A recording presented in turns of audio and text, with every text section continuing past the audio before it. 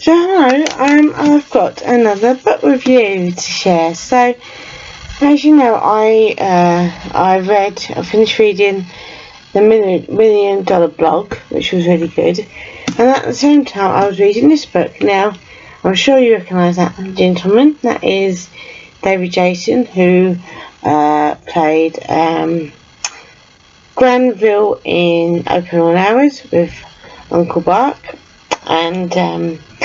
and also in Only Fools and Horses, Touch of Frost, and other shows before Only Fools and Horses. And he, for me, is a versatile actor because he has done many different genres since he became an actor. And what's so astonishing is that he used to live in a Peabody building, believe it or not.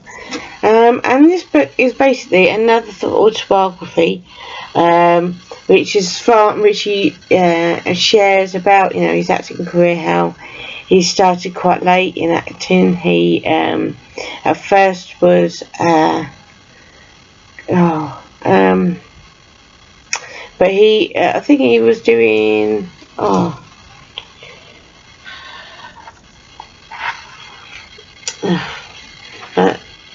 my mind's gone. But basically, I think he was like he worked in theatres, but he wasn't actually acting, and it was from working in theatres that he became an actor. And he wasn't a professional actor when he first started either. He would just do sort of scattered acting here and there until he made it, before he had his big break. Now, he was also in Porridge. He played an elderly guy who was on the verge of his last years, and that was his very first top TV show, not Open All Hours. It was Porridge. But he played kind of like a very low-key part, but he still had a presence in the show.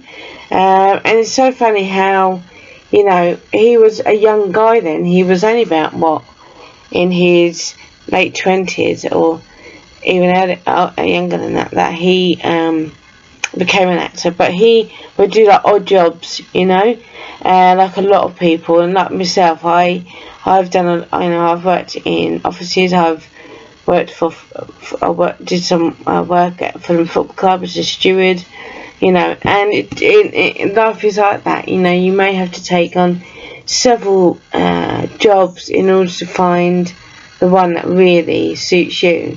And he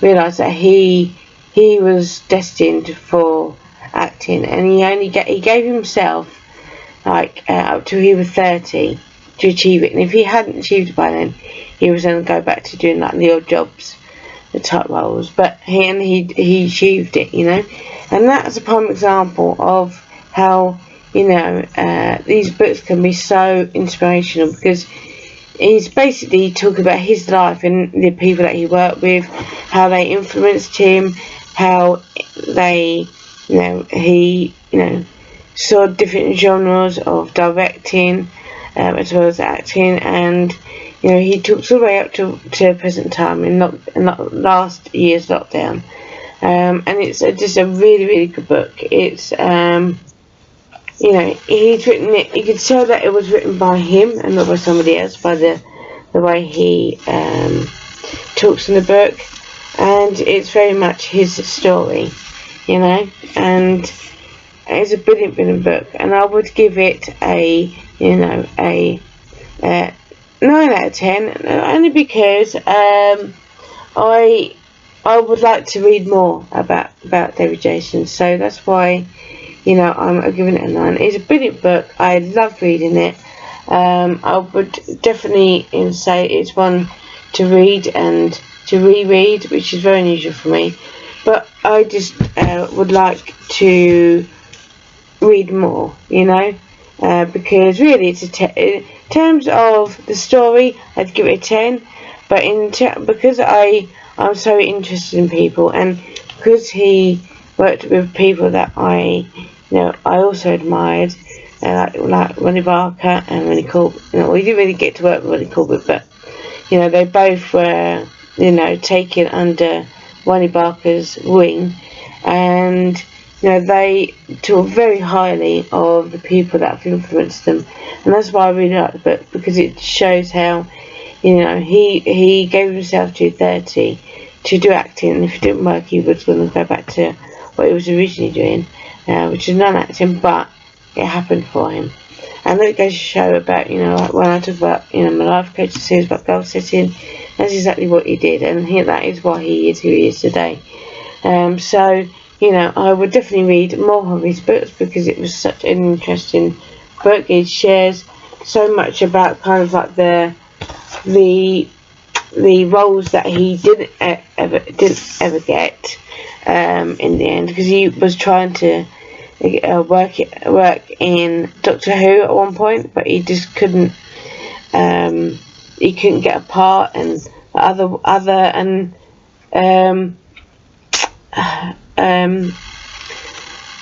also talks about where about Monty Python. There's a page here where, and he talks about Dad's Army, because he tried for a part in that show, and Monty Python, and he was in the early recordings of Monty Python, and this is on page 231.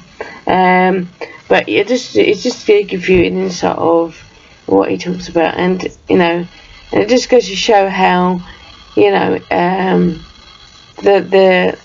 different roles he could have undertake, but also if he'd have taken on roles, would he have then got the role in Only Fools and Horses?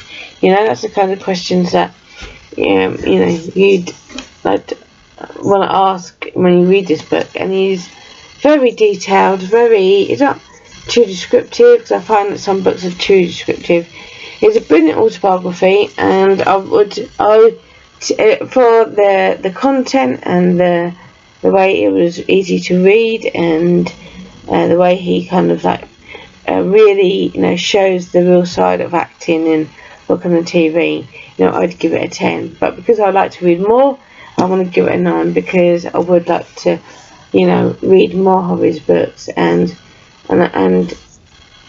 I can see that they will be hopefully just as good. But lots of the time you get like books that you can tell is not actually written by the actor, because you have like the non-official books about actors that where they've had no input, and it's someone's way of of their view on that person's life, and not on the actual person who the story is about, But yeah, and I love that picture of the back of him as a young lad, I think that's brilliant. And I love the cover.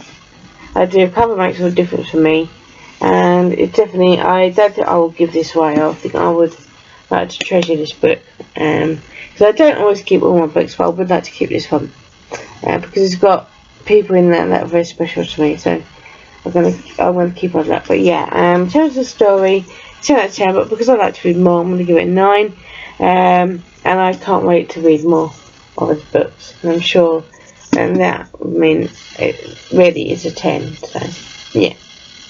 So, thank you, David Jason. Put it on the floor, but I'll put it back on there. Now, I'm reading this book next, The Unwanted, and I'm also reading a book by the Speakman. It's called Conquering Anxiety. So when I finish those books, I'm going to try and finish this book within a month, okay, to see if I can do these book reviews once a month, okay. I'll see how we get on. So far, this is a good book.